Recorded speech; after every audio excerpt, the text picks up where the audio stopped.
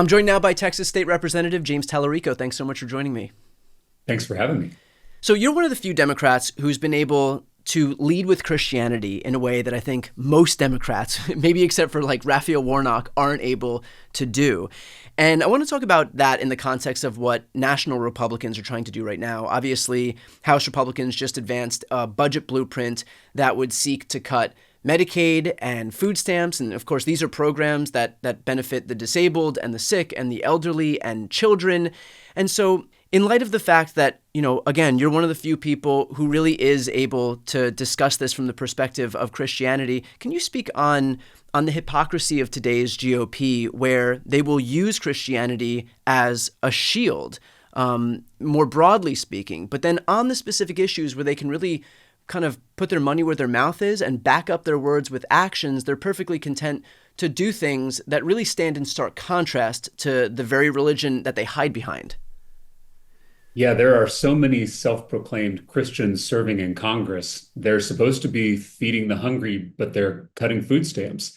They're supposed to be healing the sick, but they're eliminating Medicaid. They're supposed to be serving the poor, but they're cutting taxes for billionaires.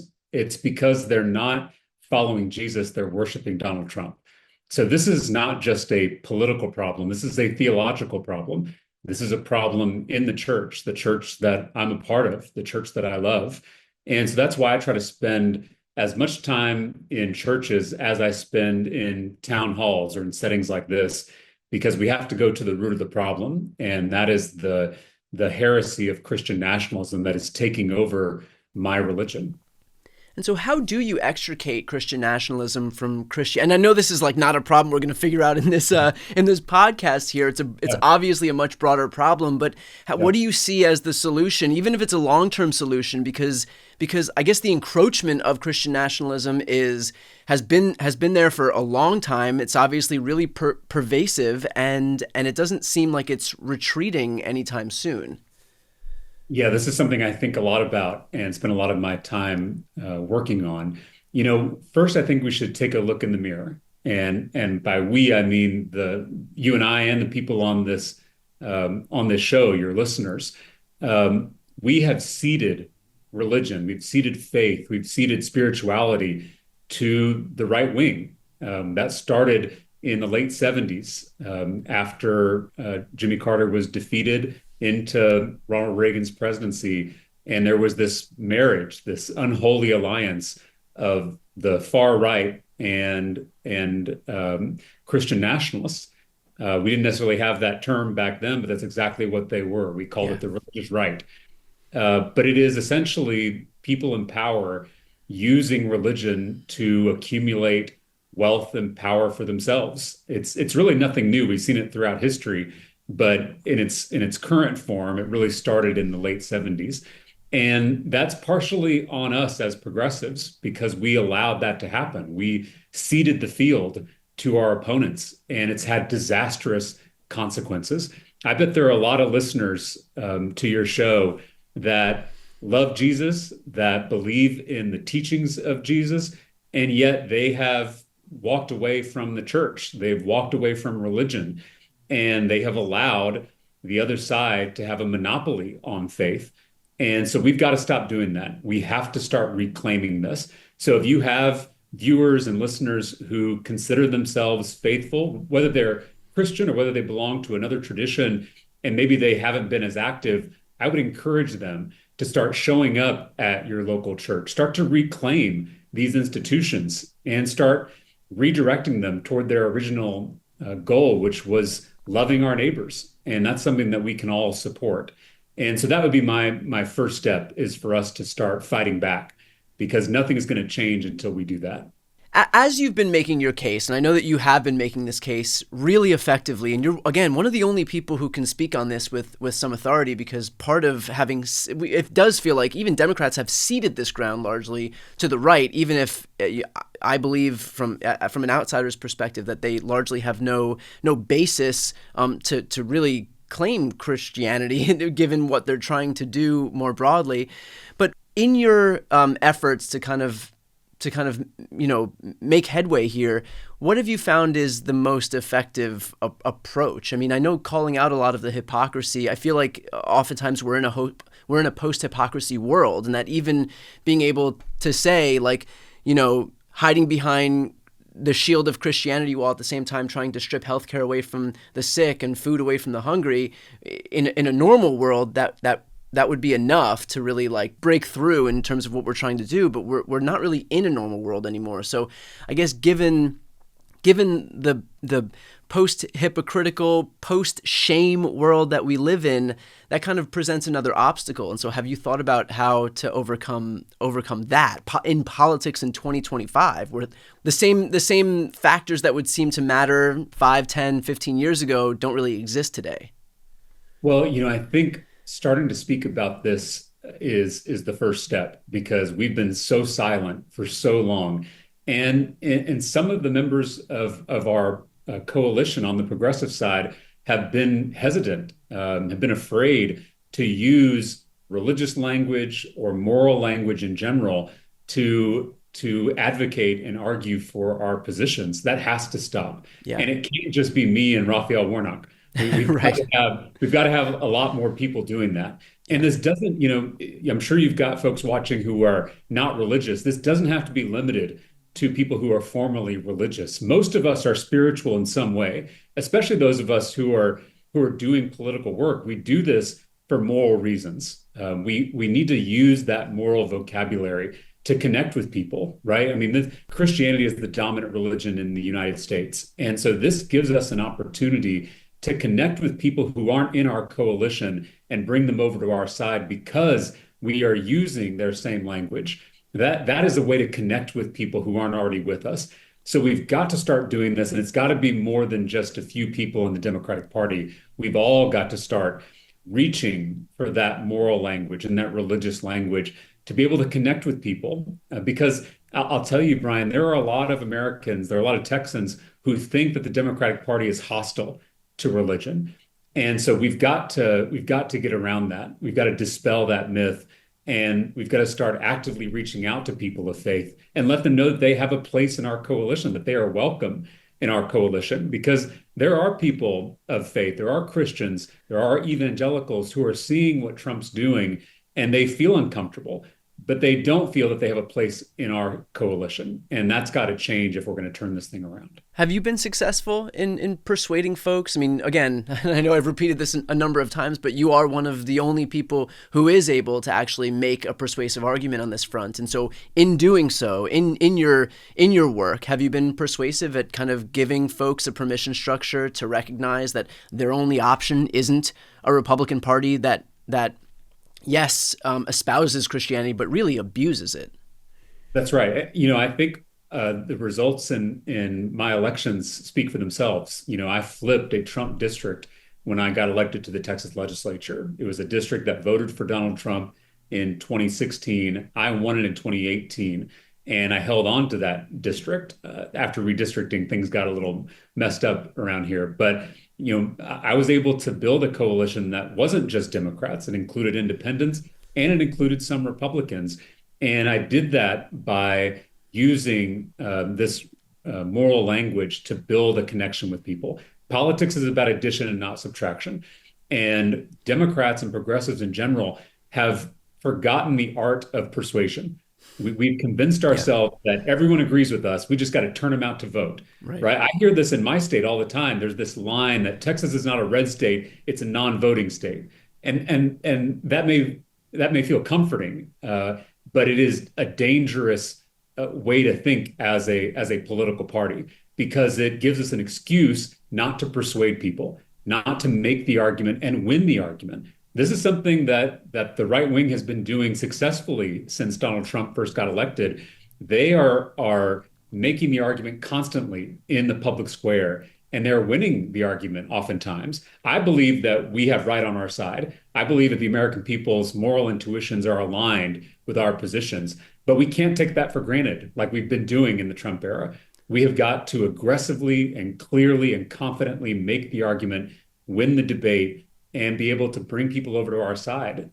Because if we just keep doing what we're doing, we're going to keep losing, and we can't afford to lose anymore. Well, winning the debate is actually a great segue into the next topic that I want to cover, and that is this feud that's kind of erupted between you and Texas Governor Greg Abbott, where you have been pushing back against a billionaire class in Texas that's looking to basically dismantle public education in the state so they can put it toward this private school voucher program. Greg Abbott tweeted back at you while you went after you posted onto Twitter and made your case, and he said the only minority destroying America are the Democrats. They are smaller in number but still destructive. Their policies and candidates were crushed in the last election. The more they double down on ideas hostile to voters, the more Republicans will win. Thanks in advance. And so you wrote back, Governor, keep tweeting at me. I already offered to debate vouchers in person on your terms. You're trying to make this partisan, but you know Republicans and Democrats both oppose your voucher scam. If you truly think this is right for Texas, put down your phone and debate. Do you anticipate that you're going to get any response from Greg Abbott other than just him hiding behind a computer screen and doing the whole keyboard warrior shtick? Well, I'm anxiously awaiting a phone call from the governor. Really, you're gonna want to keep your phone line clear for a while now. Yeah, I don't like getting in Twitter feuds with people. We leave that to folks who are online. But I think elected officials need to be a little more serious. I'll take care of that part for you. Exactly. I think these platforms are a helpful way to get our message out to people and to communicate with our constituents. But if elected officials who are not just observers, but are actively making policy, if we can't defend those policy positions in public in a debate setting, then maybe we shouldn't be passing those policies into law.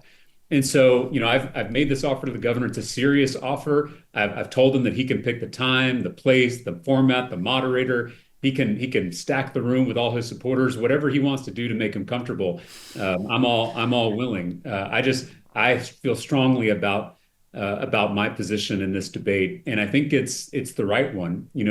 This may sound like it's only limited to Texas, but it's actually happening in states across the country. And Donald Trump just made private school vouchers one of his top educational priorities for the country. So everyone needs to wake up to what's happening here in Texas. Essentially, they are trying to defund and privatize public schools and give that money to wealthy people who are already sending their kids to private school. That's why I call them a scam, because it sounds good when you hear slogans like school choice and educational savings accounts. Those all sound positive. But once you read the fine print, once you read the terms and conditions, you realize it's a ripoff. It's a scam.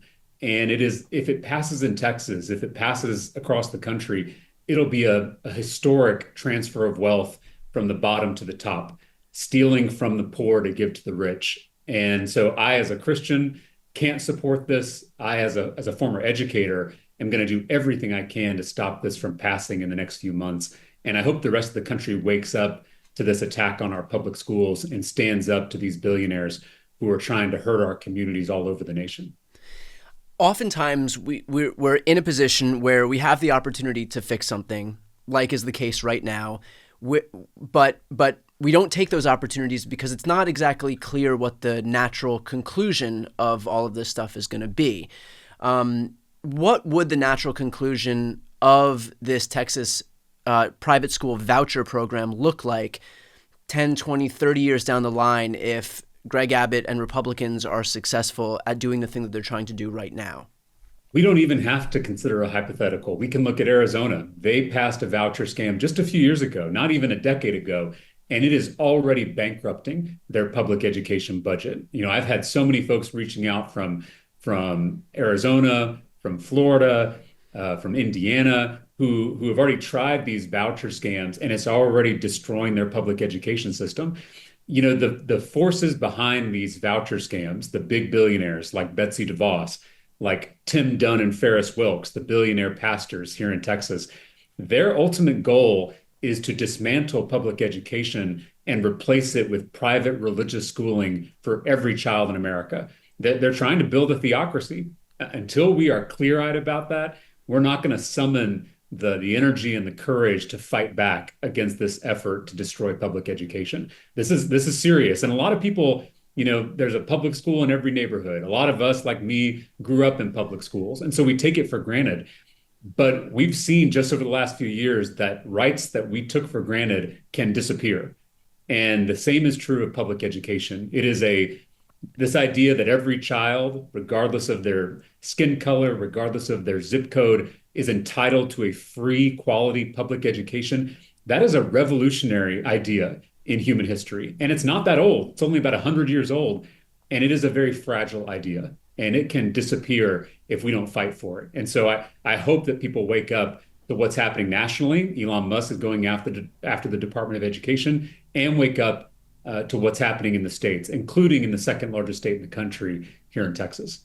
And finally, let's finish off with this. And I want to build off of what you're talking about right now. But taking education for granted is obviously a theme right now. But it's the broader theme. That's a microcosm of a broader theme of really taking so much for granted in this country that we may stand to lose in the next few months or years. And that includes, a healthcare system that's functioning now at the hands of an anti-vaxxer, of democracy more broadly, which, of course, we've taken for granted for hundreds of years now, to the point where we have a Republican Party that's more deferential to a budding autocrat than the Constitution that bounds him.